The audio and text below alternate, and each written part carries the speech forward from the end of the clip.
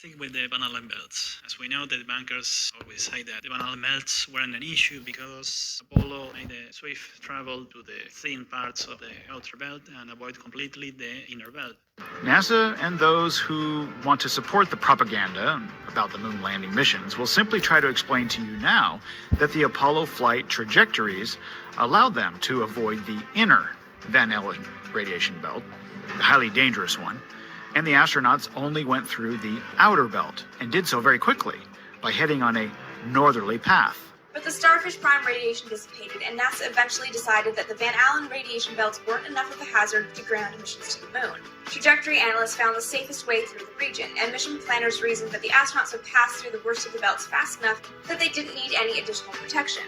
All the electronics and instrumentation lining the walls of the command module would give them enough of a kind of makeshift shelter. At the end of the Apollo program, NASA found that its astronauts had not been exposed to any more radiation than the average Atomic Energy Commission worker who deals with radioactivity on a daily basis is exposed to in a year. And really, in the scope of the Apollo program, a little bit of radiation exposure was not the highest risk the astronauts ran in going to the moon. More importantly, the course which each of the Apollo craft took avoided the most lethal parts of the inner belt completely,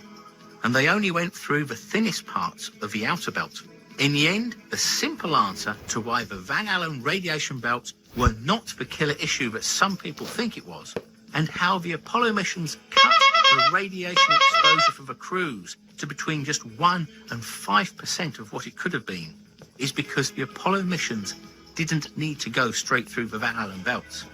They basically flew around the most deadly areas